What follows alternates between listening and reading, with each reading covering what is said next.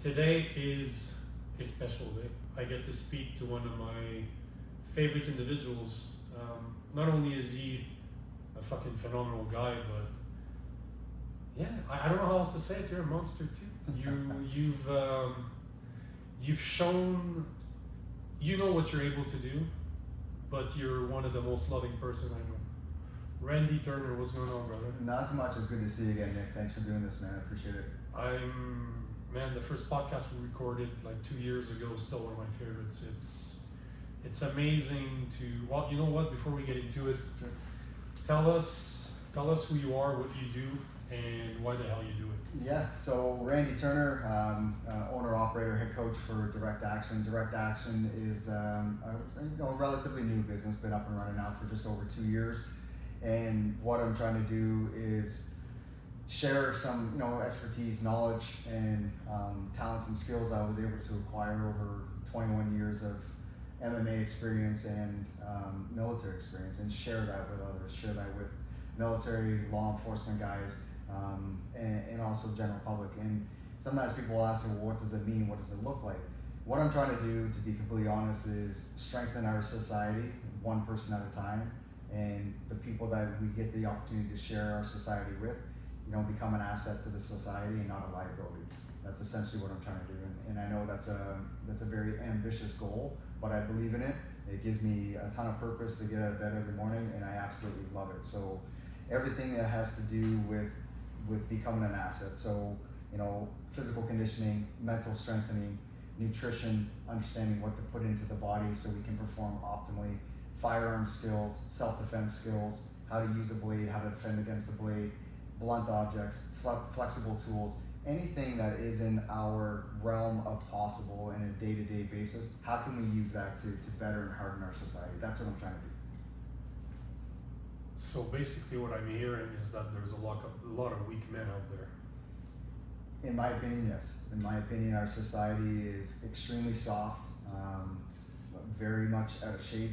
They're okay with it. They find ways to justify being overweight, and they try to beautify it and make excuses for why they are the way they are. And I have a problem with that. I have a problem with that because, well, we're sharing this world together. This isn't yours, this isn't mine, we're sharing this. And yeah, I hold myself at a higher degree of expectation, and that's because we can do that, and we should, as a society, aim to achieve a 1% improvement every week, in my opinion. So yeah, to answer your question, is there a lot of weak men, a lot of weak women out there? There's a lot of weak people in our society, and it's been highlighted over the last couple of years. Everything that we've gone through with this COVID nonsense has really highlighted those who are hard and those who are tough and resilient are persevering and they're doing well. Those who are not so are finding ways to victimize their existence.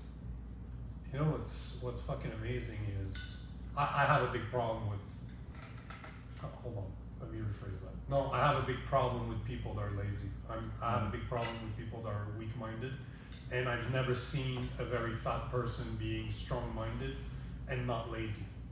Yeah. And maybe one day in their life they were, but at the current moment they definitely are not. And that's something my girlfriend cringes about because I'm not soft about it. Like if I see a fat person eating fast food, I'll call you out on it. Like you better not, like, okay, don't, why am I, see, to go back to what you were saying, why am I responsible for somebody that's fat that doesn't want to take care of themselves? But I should be, society's supposed to be responsible for them. Not only that, but today we're telling them that they're beautiful. We're telling them to accept themselves the way they are. Yeah. We shouldn't fat shame. Fat shame, yeah. What a fucking bunch of It's a nonsense. farce. That's nonsense. I agree. It's a bit of a farce, and we as a society have either and here's the golden question maybe. One of two things. Either we as a society have accepted that, so we've shrugged our shoulders and said, that's okay. Or B, we haven't accepted it, but as a general, and this is generally speaking, of course, there are a few people that are okay to speak out against it.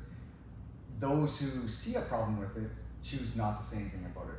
And here's an example. How many conversations have you seen or you're aware of? I call them water cooler conversations where you and I may talk like this around the water cooler, but then the moment a boss shows up, or the moment that somebody is of a higher rank or an influence, they get quiet. You know, the people at the water cooler conversation, that gets quiet. Oh, we can't talk about that. You know, why? Why? If you feel that way and you believe in it, why is it that we as a society become quiet when we're around those who are of influence, in a position of influence? Those are the people that we should be speaking the loudest to, and we should be challenging them. If we want to see change, how do we make the change happen? How do we instill a tangible, logical step forward to make our society better? If we in a collective group believe in a certain thing, but we don't have the courage to speak up, we're part of the problem.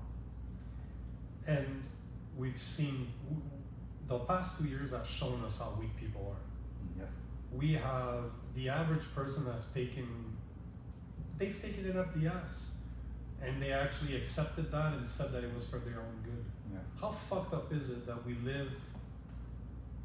we're in Canada, obviously for the people that are listening for outside of Canada, but we're Canadians, our country is going down the toilet, our inflation was 7.7% last month, in the month of May, when it should be around 2%. And that's just the beginning, friends. Yeah. If you think it's bad now, wait. Yeah. It will expose to you how weak people actually are. Yeah. But the past 2 years has nothing but bullshit shown to us day in, day out. I cannot think of, except my girlfriend and I in my direct immediate circle, I don't know anybody else that lived their convictions. I refuse to get vaccinated. I was threatened by my job so many times to lose my job, and I told my boss knows from the beginning, like, no problem. If you're gonna fire me for this, no problem. Yeah. But I choose, it's, my body, my choice. Yes. Fucking thing, but my body, my choice. Yeah. This is exactly what it is. I chose not to, and you know what the worst part is? Yeah. I don't know if you saw the videos, but I gave thousands and thousands of hugs. I went in really populated area of Montreal, and I was giving hugs to people. I've given maybe 2,000 hugs in the middle of a pandemic, where they're telling us to keep distances. You know how many times I got sick?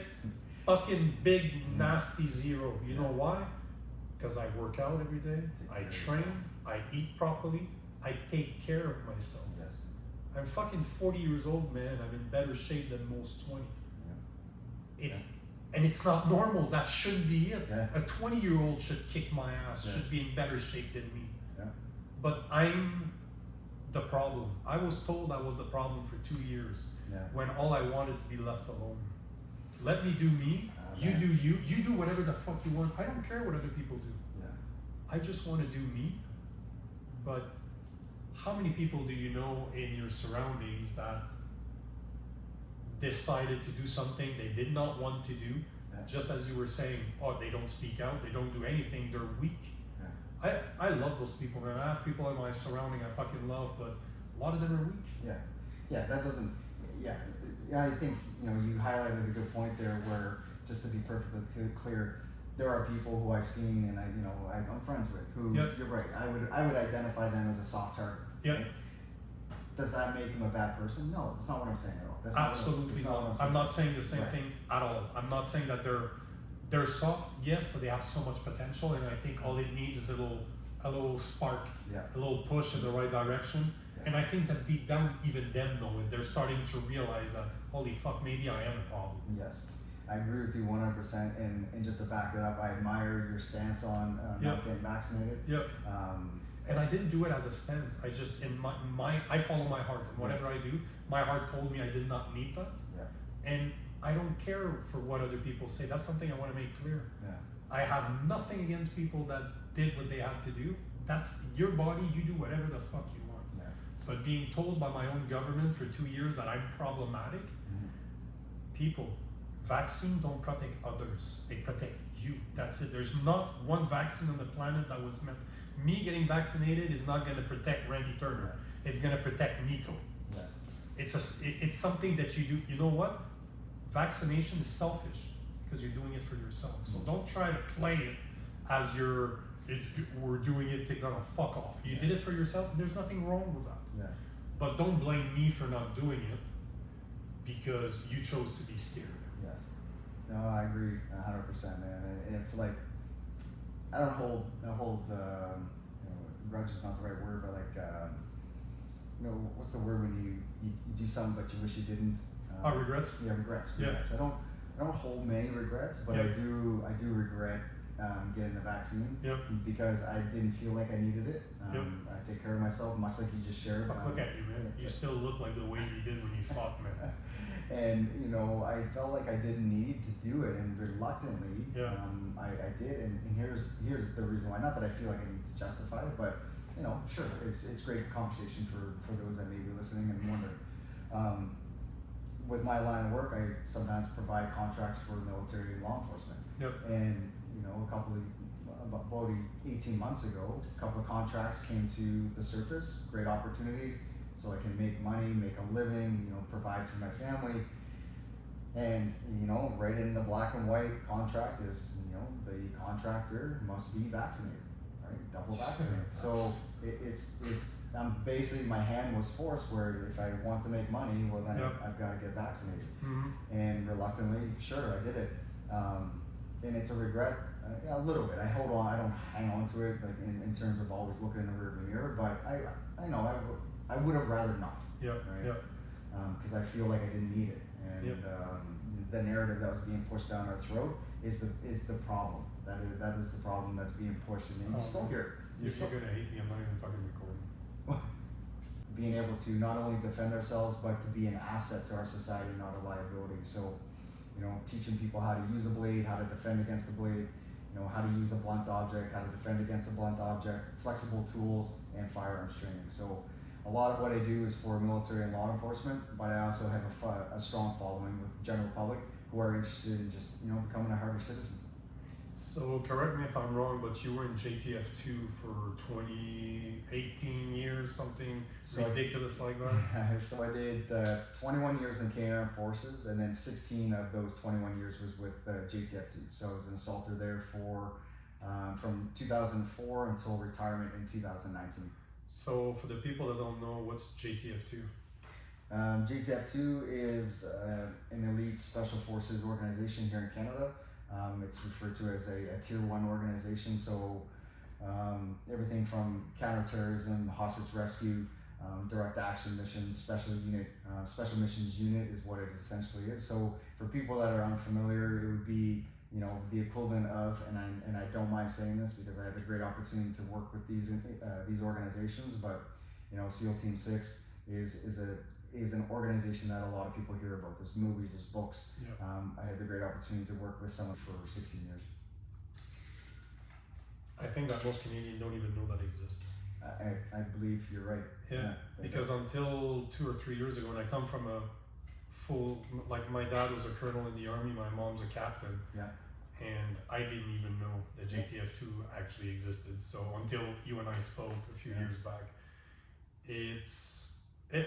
you know what, I have so much respect for what you do. It's for the people that don't know you, one thing that I find absolutely extraordinary is that we've had conversation off microphone of what you've done, which has no place to be spoken here, but you're one of the hardest motherfuckers I know, but yet you're one of the kindest guys I know too. Well, I appreciate that, and that means a lot. Yeah. And I try, and not try, I live it. I try to be the example for others to inspire others.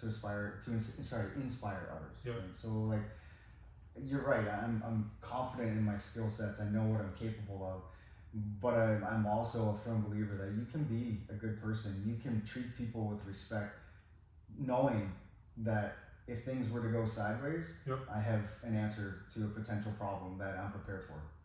So would you say that a good man is a dangerous one? I think a good man with adequate skills and proficiency of specific skills can be a very dangerous man, yes. Would you also say that a good man not only doesn't need to be trained, be dangerous, be capable of, I strongly believe that a good man is capable of atrocities. They're capable of doing things that are very, very bad, but they don't because they have it under control, because they know who they are, they know what they are, Yeah. and they have that monster on a leash. I think that's a great way to put it. You know, controlled emotion, controlled use of aggression, you know, intelligence, you know, human connection is a big deal. Social intelligence is a big deal. Emotional intelligence to me is probably the most important thing a man can harness. If he understands the situation, can harness his emotions to make a wise decision, you have a very capable and a very dangerous individual. So obviously, if you do what you do right now, it's because you think, or you've noticed, or you believe that there are a lot of weak men. Because we'll say there's a lot of weak women too, but yeah.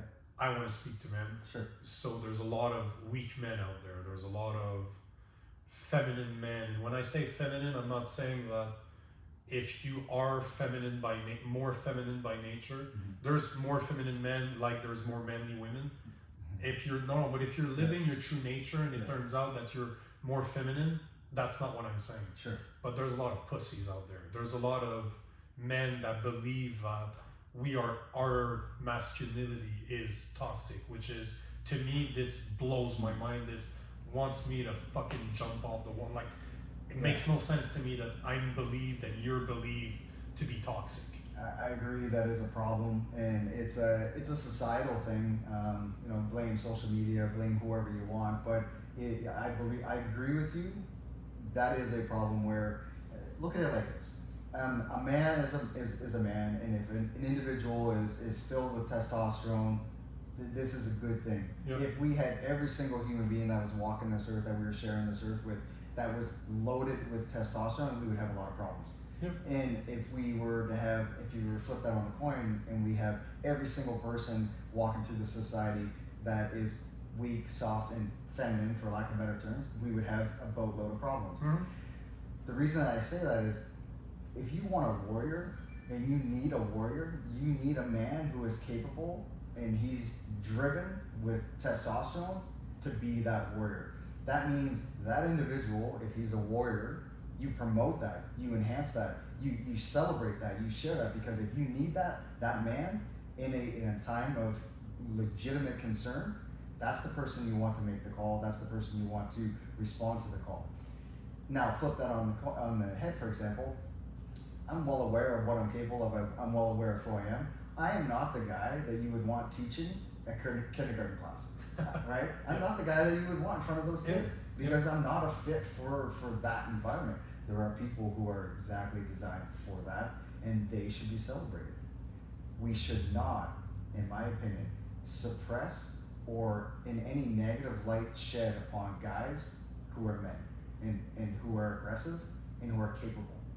In my opinion, society is trying their damnedest for whatever reason to suppress that shit, and that's a problem. You know, there was a studies that came out a couple of years ago, and they were showing how they were talking about how at the University of Ottawa, if I'm not mistaken, is what they were basing it on, but 70% of people graduating in engineering were men. So people are like, this is an outrage, this makes no sense, we should have 50-50. But on the flip side, 70% to 80% of people that graduated in medicine were women. Mm. And I'm looking at this, and to me it makes perfect sense. We as a man have more an analytic mind. We look at something, we want to understand how it works, and especially how to fix it if it goes wrong. Women, on the other hand, are more empathic. They're more emotional, they're more loving, they're more caring, they're normally think about it. You have to carry something within your stomach for 9 months, and when it rips you down there and comes out, you want to take care of it even when it screams. Yes. You have to be very empathic. Yes. This is not a job for men, and I'm sorry to say, yes, we can help, but not to a point. A mother is better at caring, a man is better at solving. Yeah, and you know, and to highlight that point, or to add to it, you know, men, women, we're different, and different is a good thing. It should not have a negative connotation. It is a very good. Why the fuck would I be with somebody that's exactly like me? Right. Why? Yeah. So, like, why is it that we put, as a society, we put so much pressure on ourselves, I guess, if you will, to title everything. Why does everything have to have a title? Well, that's a man's job, that's a woman's job. Squash that. There are certain jobs that are, like you just highlighted, populated heavily by females or by males. Yep. That's just the reality based on our DNA makeup and the way that we are driven as human beings. That doesn't have to have a negative connotation. It shouldn't have a negative connotation. If people are worried about the numbers, well, we need, 10 women to be police officers. Well, if you only have 30 recruits and there's only 5 females who are interested in being a police officer, why are you pushing for a fictitious number of 10 when only 5 may be interested? And of those 5, maybe 2 might be legitimately qualified, right? But like this whole, well, we need equal part and we're all the same. No, we're not. Stop it. We're not all the same. No. And I think that narrative needs to be squashed. And people like you and I, when right before we started all this, we just had a great conversation about being able to push back. Now, not being disrespectful towards pushing back, but being able to articulate, hey man, I disagree with you for the following reasons. We can agree to disagree, if you will, but it doesn't negate the fact that we are talking about 2 completely different things. What you're saying is, and I'm using this as general terms, for example, is what you're saying is you want 50% man and 50% women to do the same job. That is not reality. No. So stop pushing for something that is, maybe on paper it looks good, or maybe you're worried about your legacy, or you're the one that's responsible for creating an environment that's 50-50. Well, that doesn't necessarily, that's going to be the adequate solution to the problem. It amazes me that this is even a conversation that we need to have. Yeah. Well, it's tough to get away from it, isn't it? Like it's nowadays, yes. Like 20 years ago, I wouldn't have believed, if you told me when I was 20 that men were becoming women and women were becoming men, and never would have believed it. I wouldn't have believed it either. I wouldn't have. There's no fucking way in hell when I was 20 I would have believed that I had to explain what a man is and what a woman is. Blows my fucking mind. Blows my mind. I don't watch the news. I don't listen to the news. I don't read the news by choice. And that's by choice, because 90% of it is bullshit. And it's better for your own sanity. Oh man. But I will share this story with you. You'll find it amusing. So I got a little bit pissed off watching it, and I'll explain why. So there was a situation out in the East Coast somewhere where there's a young girl, man, boy, who did the transition. So now a girl was a boy up until last year. Now, okay, so now a female. Okay. Yeah, now a female. But was born a boy. Okay. And through some years decided that no, I don't want to be a boy. I'm choosing to be okay. So we're saying that you have the right to do that. Right? I don't care. Yeah, sure. Okay, you have the right to do that. We also have the right to make our decisions and our choices. The reason that I got so pissed off about it is because in the middle of a pandemic, when things are really serious and everybody need to get vaccinated, this made news. This was on the news. And I happened to just wherever I was watching it, I'm like, I cannot believe I'm watching this. Yeah. I cannot believe this is a story when things are really bad right now and people are dying because of this COVID nonsense. If you're just listening to this, he's being very fucking sarcastic right now. Like, so as I'm watching this, I'm like, okay, cool, you want to be a female, and like the mom and dad that was my point. Who the fuck cares? Who cares, man? Why is this being celebrated? Why is this on the news? Like, okay, so you're now a female. Whatever. Nobody cares. No, get on with life. Like, there's other things way more important than you're in the middle of pandemic, and they're telling us we need to mandatorily get vaccinated, and the best story you can come up with is a boy now female. Right. So I had a problem with that, and I remember being like, pretty fired up, and like, how is this even a thing? Why is this even a story? Why is anybody even talking about this? Who cares? Like, just fuck off. But this is the world we live in. You said it earlier. We have to label everything. We need to make sure that everybody understands those labels, and somehow that's okay. Yeah. I'm blown. Like, mentally, I'm fucking blown. I don't understand the people that are in power now. I don't understand the voters. I don't understand most of society. I've learned over the past 2 years that people talk a lot, but they don't follow through. They don't do what they say. They just say to talk. They just water cooler talk, like you said. Yeah. I don't remember if we were recording or not when we were talking about this. Yeah. So like actually, yeah, we'll talk about that. So how many people have you seen, or how many people have you heard about, or maybe we've even fallen victim to it. You know, where you're having that water cooler conversation is what I like to call it. Where we're having a great discussion. It's around the water cooler in the office or whatever. But then the moment an individual, we'll call him the boss, right? The person of the influence shows up, then the conversation gets quiet. Or even stops completely. Why? Why is it? Why are people so afraid of what the boss might think? If you truly believe in a certain thing, so much so that you're sharing it during a water cooler conversation, then don't you think it would be a good idea to share that with the boss? The person that's in an influential position to make changes, share that with them. Say, hey, these are legitimate ground truth issues that we're talking about right now, and you're in a position of influence. This is in your wheelhouse to help make changes. In certain positions of leadership, people work their entire career to get into that position, and then once they get there, they coast. They coast. Now, you've worked your entire career to get there. Now it's time for you to actually go to work and start making changes and start influencing the change that you want to see. So it goes both ways. We as a society that have the water cooler conversations really quiet, we need to get louder. We need to speak up about that stuff. And then those who are in those positions of influence, you're working for everybody else. Don't ever forget that. You're working for the people that are actually doing the job. So it's up to you as a legitimate leader to implement some of those changes that the majority want. And I truly believe that's what separates a good leader and one that's not quite there yet. So I agree with you.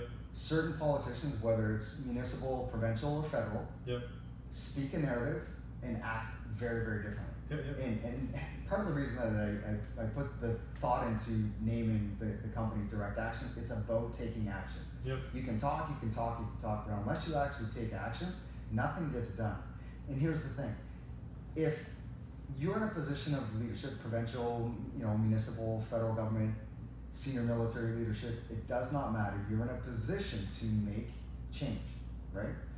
Now, how do you garnish trust from the people that you're trying to make changes for? Well, if you ask the question from taxpayers, we'll say, right? So if you're asking the question and you really listen to what the answers are, and then you implement a change to represent the people, that's how you garnish trust. People will start to trust you.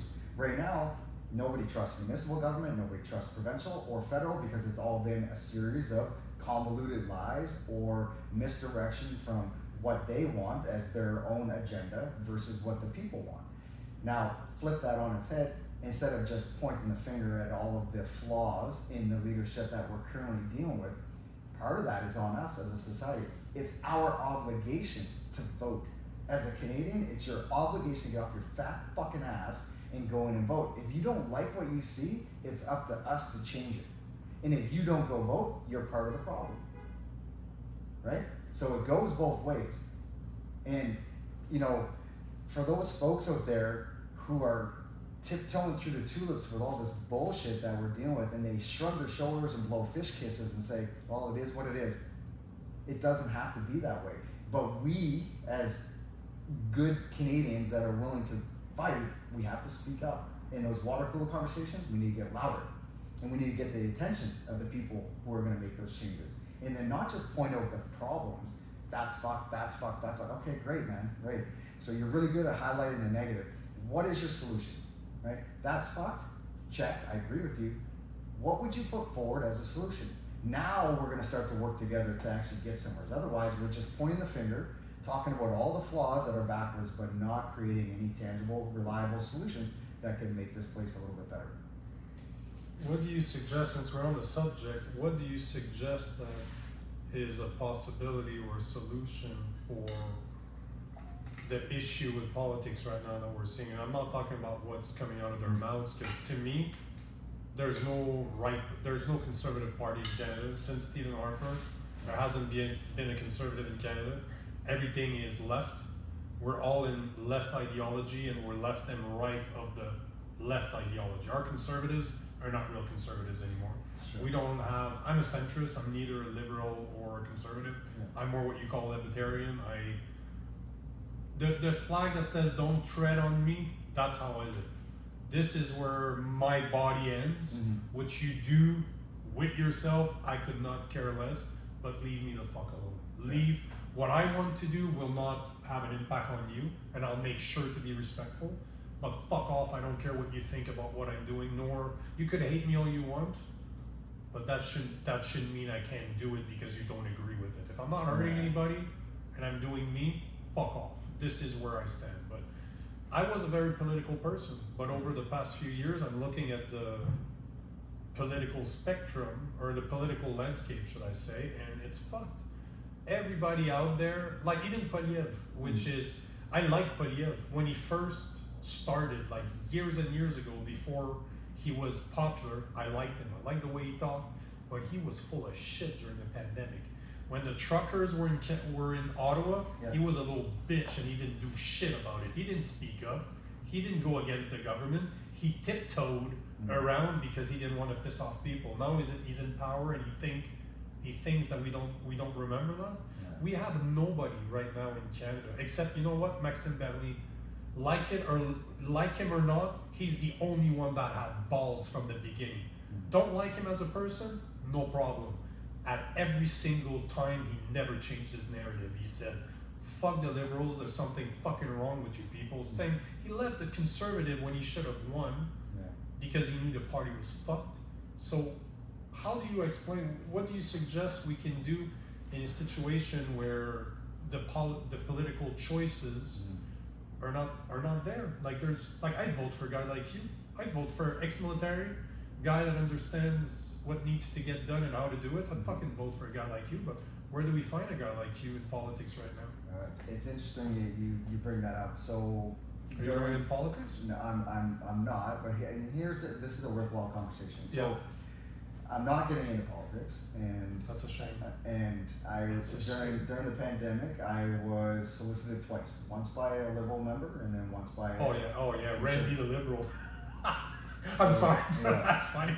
And I had a cup of coffee with these two representatives from these two parties, and they're trying to see get a feel. They're trying to gauge you. We'll see where the temperature's at. Fuck man, how did that go? That is a very interesting story.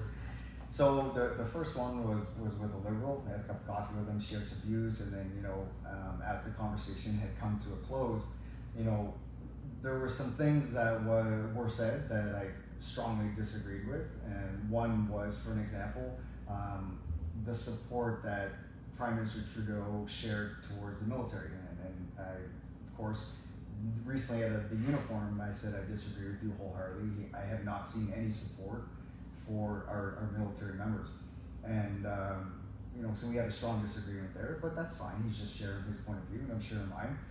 And when that conversation was summed up, the narrative was, I'd spoken about how proud I am of doing what I'm doing, and it gives me purpose, and I wake up every morning, I'm excited to do my job and help, one Canadian at a time. I'm helping them, just become a better version of themselves, and it gives me purpose.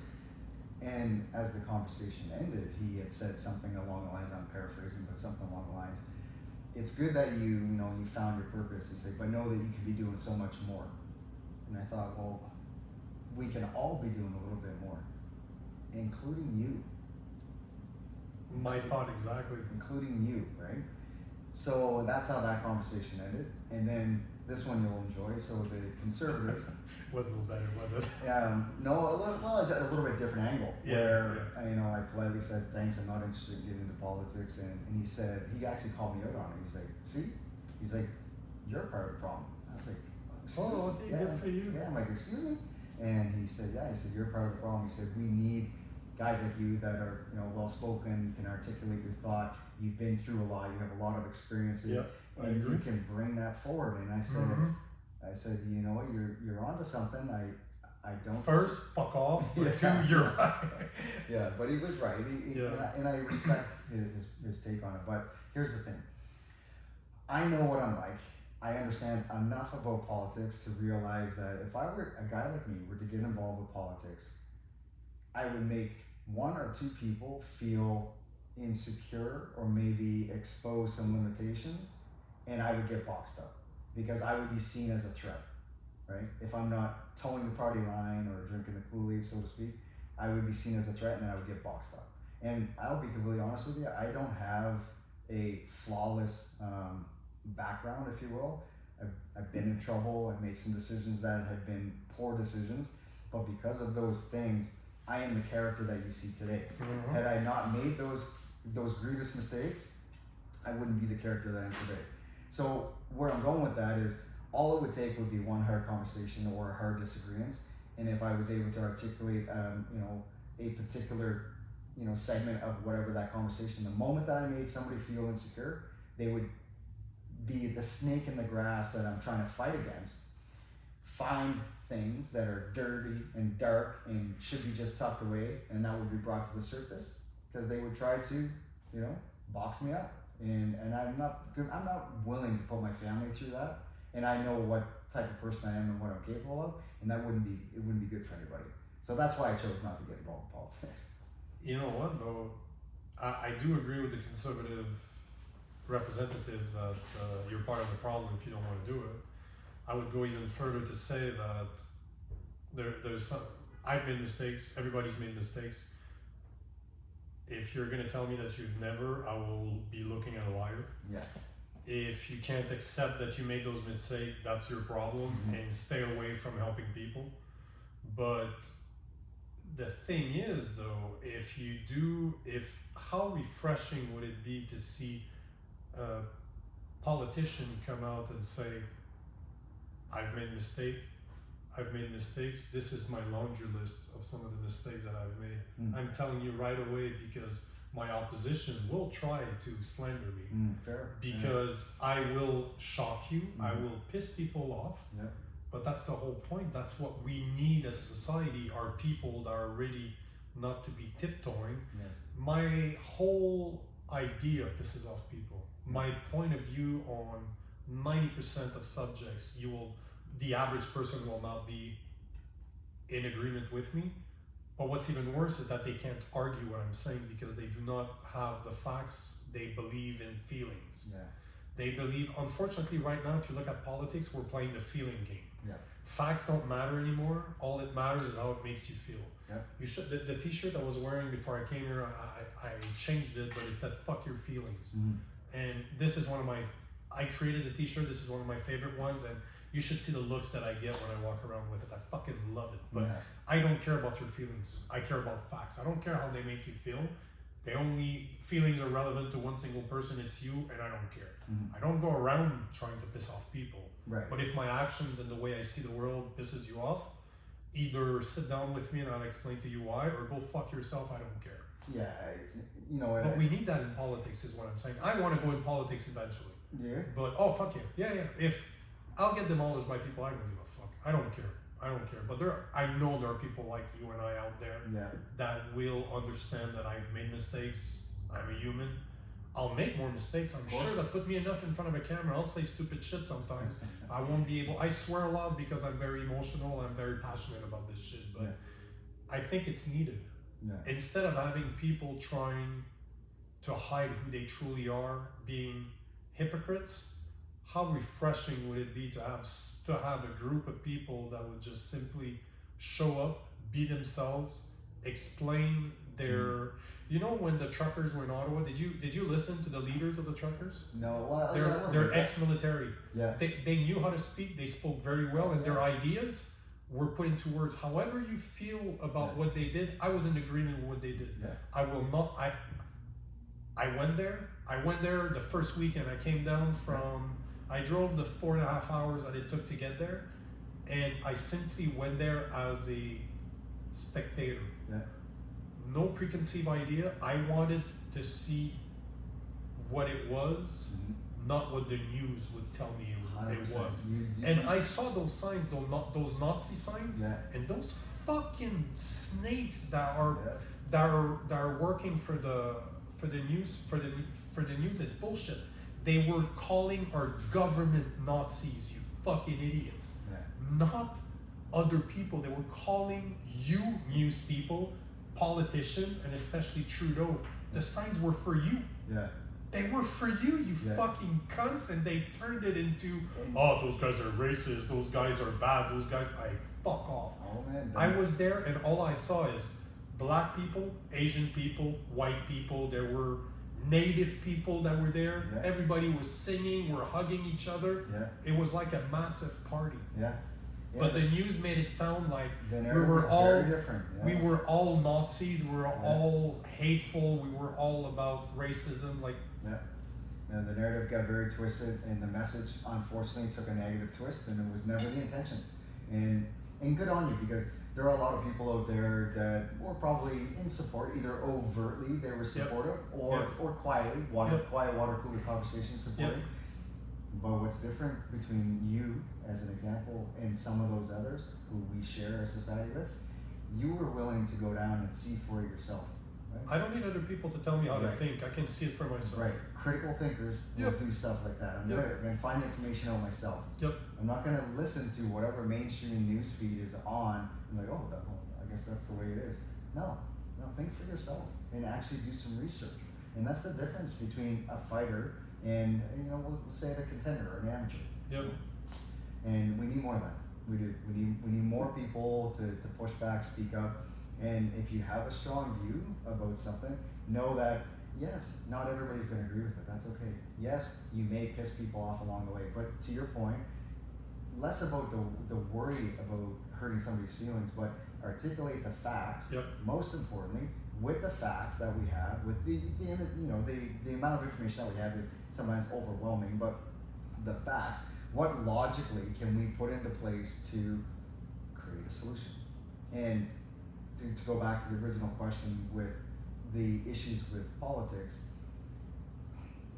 I don't think it's a liberal problem or an NDP problem or a conservative problem. I think it's a people problem. I think it's a societal thing where we as a society need to think a little bit more open-minded about diversity and inclusion. I'm not talking about whites and blacks and males and females. Diversity and inclusion, what I'm talking about is be open to the fact that, Nick, you may think very differently than me about how we would hang that heavy bag up. But at the end of the day, if the fucking heavy bag gets hung up, did we succeed? Yes. Right.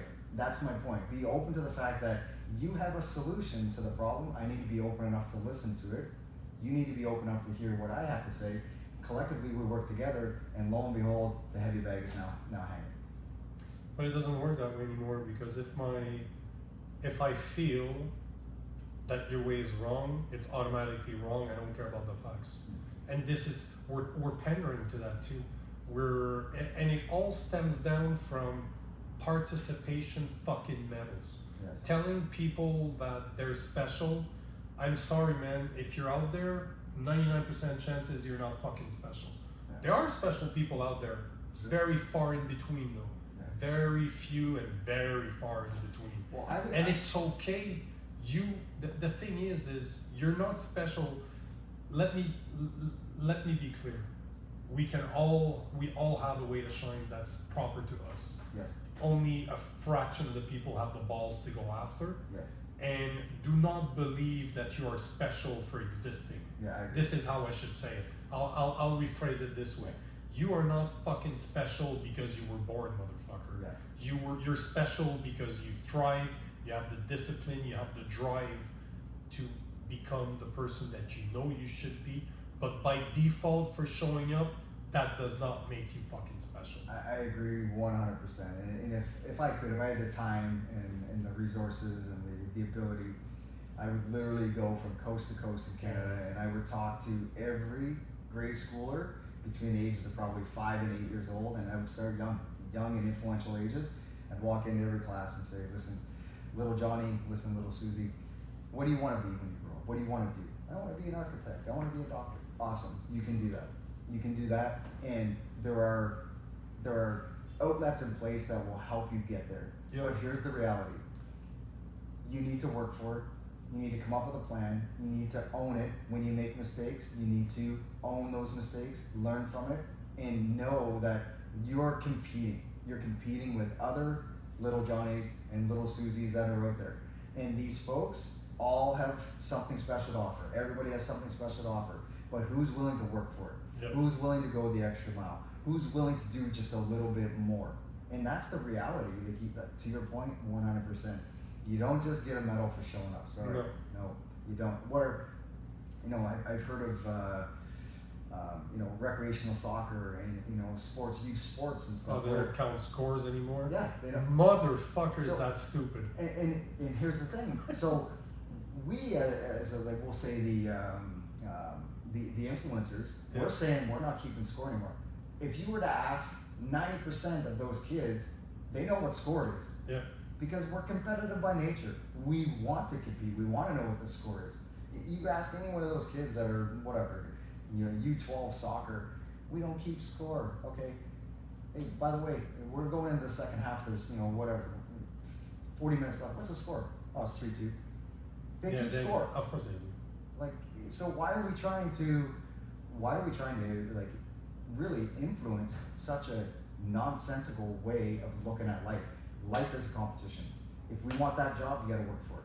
You want that position, you got to work for it. And there's no shortcut. No, it's because we don't want our feelings to be hurt.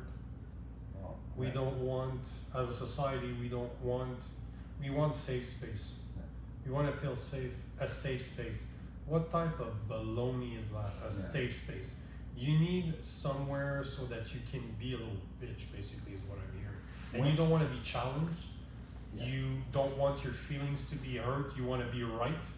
So you basically are allowing society to become lazy, to become fat, to become stupid. If you take competition out of everything, if you take responsibility for competing, because it is a responsibility. Yeah. If you want to thrive, you will have to fucking compete. You cannot, I agree, you cannot take competition out of people. It's there. It's fucking there. Some more than others. But at one point, when do we say that all this nonsense is enough? This is what keeps me up at night. This is what I ponder all the time. We know what the problems are. You and I are not the first people to talk about that, and we're definitely not going to be the last. But what the fuck do we do from here? What are the solutions that need to happen in order for Canada? But let's talk about the US too. Let's touch the US on that one too, because they're very fucking close to us. Well, Like, there's a lot of crap that's going down to the US right now, where more and more it's starting to look at Canadian way of being soft. yeah. Like, Americans too are getting soft. So what do you suggest? What do you do in a situation like the one we're living today, where society's soft, our government knows it, and they're taking advantage of it? They're treating us like idiots. They're taking our firearms away. Yeah. They're basically, for 2.5 years, you can train, you can go to the gym. So they encourage people to get fat in order to put a vaccine in their body. So explain to me what we're supposed to do right now in order to make shit better, because we all know our country here is going down the drain. Yeah, that's a great question, and we need strength in numbers. We need more people like you and I to be more overt about having these conversations, and know that we're probably gonna piss a few people off along the way, but that's okay, because we have righteous intention. And we're trying to do something good, where if we empower other like-minded folks, share these things, have these conversations, and challenge the things that you're hearing. One thing I share with my little girl, she's 12 years old, and I say, Elizabeth, if your teacher says something to you and you don't agree with it, it's okay to challenge it, but be respectful when you do that. Yeah, agreed. Right? I agree. And ask for an example, or ask for anything that will help you understand why certain things are being asked of you.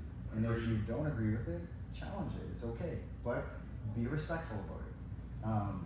And I think if we, as I say maybe the smaller percentage of our society right now that are having these conversations and agree with it, we need to be a little bit more overt about it, and be open about the fact that, hey, we don't like the direction that this country is going. What do we do about it? What's the legitimate solution? Well, there's certain people that are in positions of influence, and we need to get rid of them.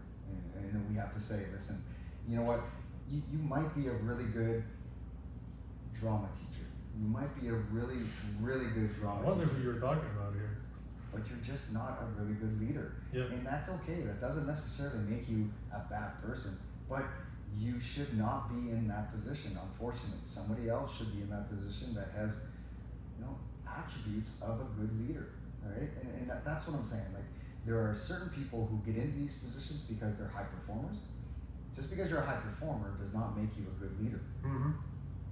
So be cautious with who you're promoting into these positions. If they're a high performer, that's a good thing. Embrace that and celebrate that, and that should be acknowledged. I mean, you're doing a good job, very good, keep it up. We appreciate you.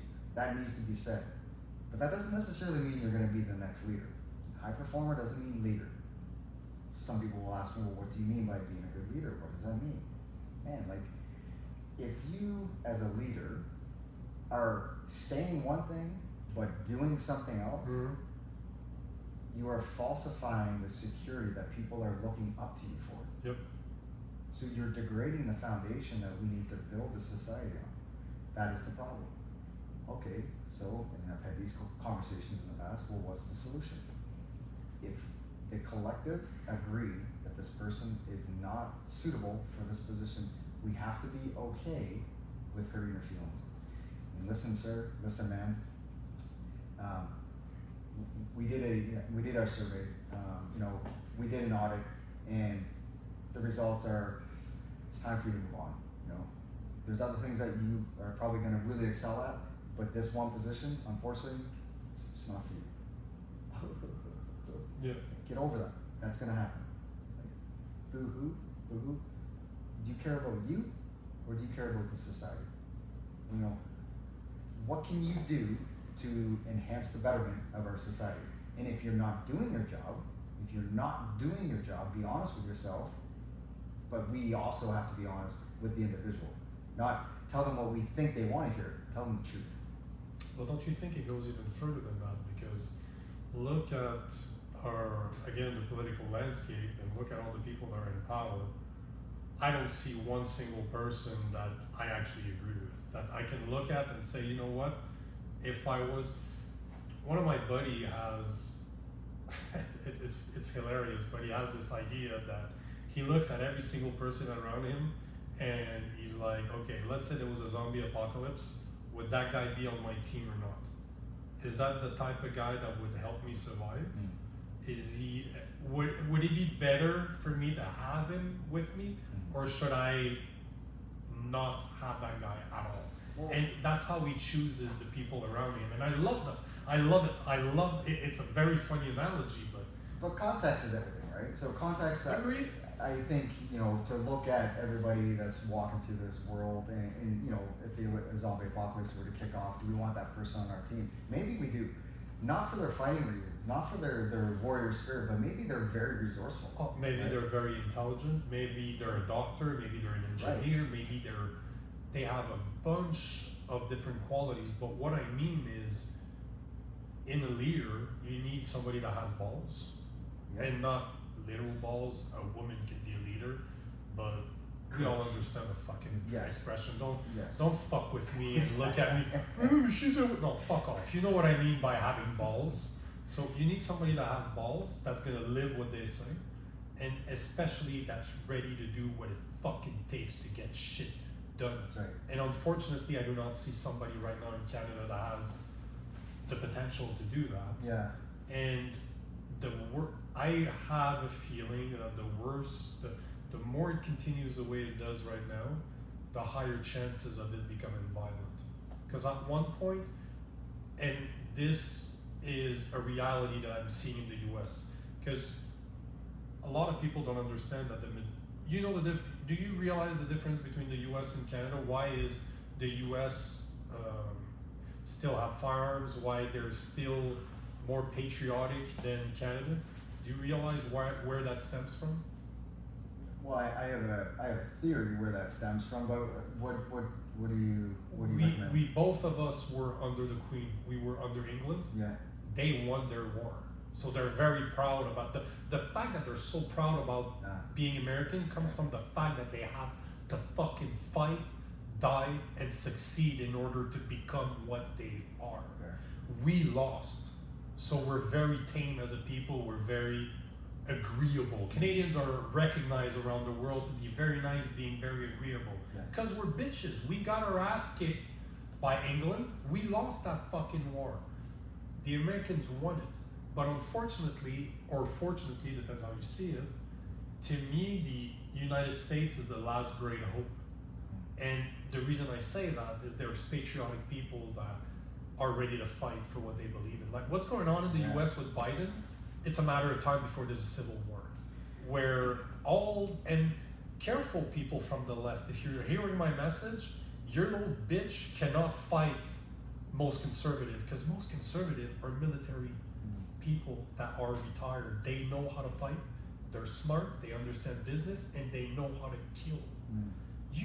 They stand no chance, and right now you're pushing them.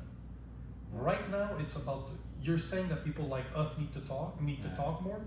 You're right, but it's not enough. We need to take action, and the more we wait, the more people like us are going to get frustrated, and one day we're humans, we're emotional, it's going to blow. There's a spark, and I thought the trucker was it. I thought the trucker was going to be a spark that we needed in order to see change, but it wasn't. We're still too soft. So that's why I have hopes on the US, but I don't see anything else. I don't see another solution than for Canada and the US to become violent. That it's gonna blow. There's something that's gonna happen that's gonna force people that are considered more conservative and people that are considered more liberal, and violence is gonna have to ensue. Like the liberals are gonna push the conservative, and I'm not talking the conservative we're seeing right now. The definition of a conservative, they will push them enough to a point where they'll say no more, and it's going to become violent because they waited for so long, and it's just, when you keep that inside for too long, you're like a bomb, and it's going to blow. Yeah, every man has a limit, and I never really saw the country so divided as it is today. I agree. And it's sad to see, and I've had lots of great conversations with friends that are looking to get out of here, and they're looking to set up shop down the States, or they're looking to buy a piece of a plot of land somewhere and just live off the grid. Like they just want to get away from everything. And in one hand, and I empathize. I understand why everything's so messed up. Why do you want to be here? Why do you want to be part of this mess? I get it. The other side of me, the fighter side of me, says, I do not want to let this country go down the toilet, man. So I want to fight as much as I possibly can, figuratively and literally. I am willing to fight for this country, for the betterment of this country. What does that mean? Man, listen, I don't promote violence, but I 100% embrace it. And if things do come to that boiling point, one thing that I'm confident in, I know where I stand and I know what I'm capable of. And this is the reason why I'm saying that it's going to blow. Is because there are people like you and I that are capable of violence. Let's not lie to each other. We are capable of great violence, and it doesn't scare me either. No. If you tread on me, if you do something that will force me, if you force my hand, I will not go down like a bitch. I will defend myself.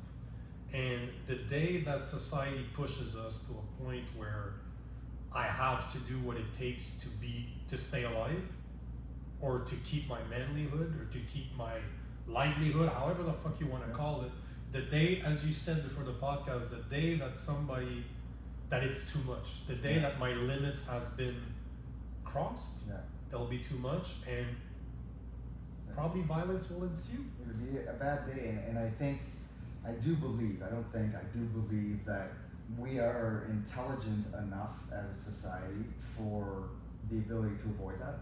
I fucking hope so. I really, really hope so. And then I would caveat that, or in addition to that, is hope is not a legitimate course of action. No. We cannot hope the problem is going to go away. We have to do something about it. And I'm trying to do my part with conversations like this, hardening people when I get a chance to train with them, putting them through the ringer, making a training scenario as chaotic as possible so they make mistakes, learn to adapt from those mistakes, bounce back, build resiliency. I'm doing what I can. I'm doing my part. But I gotta look out there, man, and I gotta ask a lot of Canadians: are you doing your part? You know, are you taking care of yourself? Are you taking care of your family? Are you taking care of your neighbor? Have you checked in with your neighbor lately? And not being that asshole that calls on bylaw because they have 5 vehicles in the driveway during a lockdown bullshit. Like, you're not being a good neighbor. You're not helping society. You're adding to the complexity of the nonsense that we're all dealing with. So with this message, I would say, you know, be honest with yourself as a good Canadian. If you know, so choose to call yourself a good Canadian, what are you doing for other Canadians? That's the golden question. What are you doing for others to make this place better? And if you cannot come up with an answer, that's part of the problem, and we can fix that one person at a time. The thing that worries me is, you know, there's a principle that explains that there's 2 ways that the society can change: top down, bottom up. Mm-hmm. And this is how you can divide political ideologies. Liberals tend to force feed you their ideology. People from the left want a big government, and they want the government to be responsible for telling the people what to do. Sure.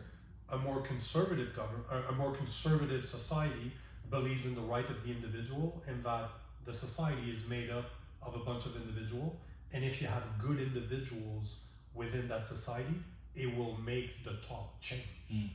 Unfortunately, or fortunately, forcing people to do something is very fast, but it doesn't last. The only true lasting change is when it comes from the people up. The problem is that it takes time. Because I coach people, I can coach people all I want, I can only do so much. Yeah. I can only help so many people. You can only help so many people, and it takes time. It's something, when you're changing the core of an individual so that they become better, it's a very long process and it takes time. But right now do you agree that we're running out of time? Like, looking at where we're going, we don't have that much time to a point where Canada will not be Canada anymore.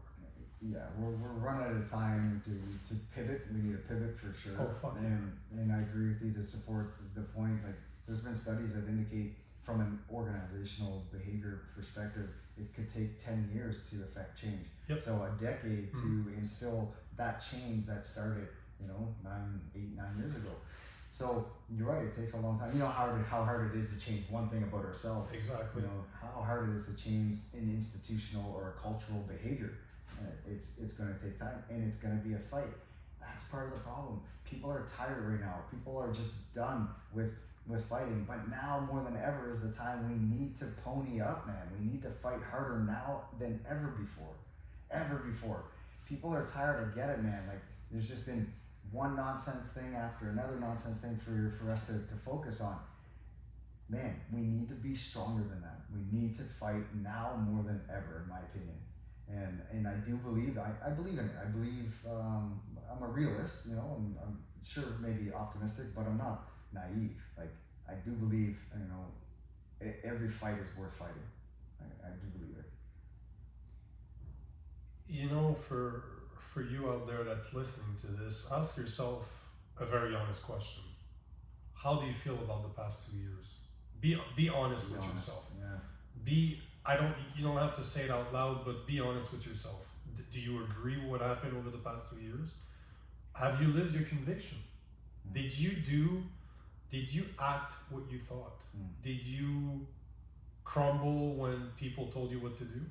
Or did you actually live your conviction and risk losing everything? If not, it's okay. Everybody's made mistakes. But you realize that the reason why we're in this mess is because you're not doing what you know is right. I agree, man. That's a very good message. Yeah. I want you, this is something I do with my clients all the time. Like, look at yourself in the fucking mirror and be honest with yourself. Yeah. You can lie to me all you want and I can see right through you. But don't lie to you. Don't lie to yourself. Yeah. Be honest with yourself, and unless you realize that you are part of the problem, nothing's gonna change. And you're right, we gotta stop accepting people pushing us, because You know, I will accept people to push me because I have a bad temper. I don't have a good temper. I've learned over the years. I'm at my mother's right now, and she was telling my girlfriend how bad of a temper I used to have. And to me, it's funny. I still have a very bad temper. I just learned to control it.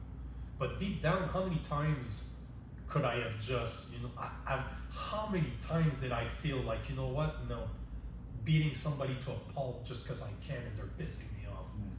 I haven't done that in years. Yeah. Because I've learned to control it, but it's still there, bro. Yeah.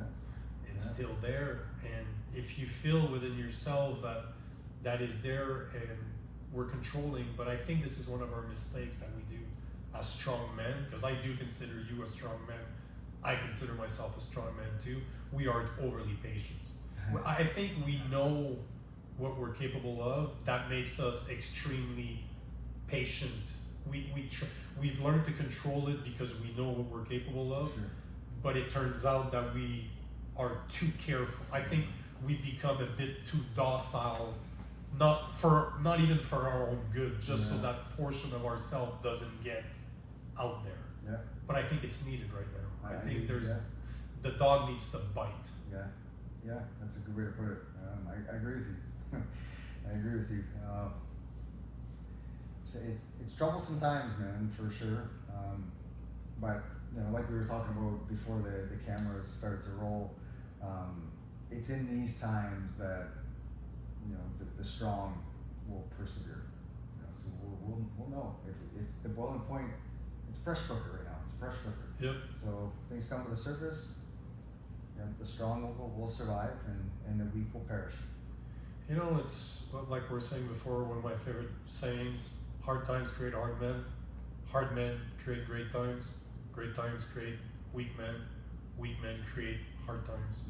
And if you've been following, we're at the end of it.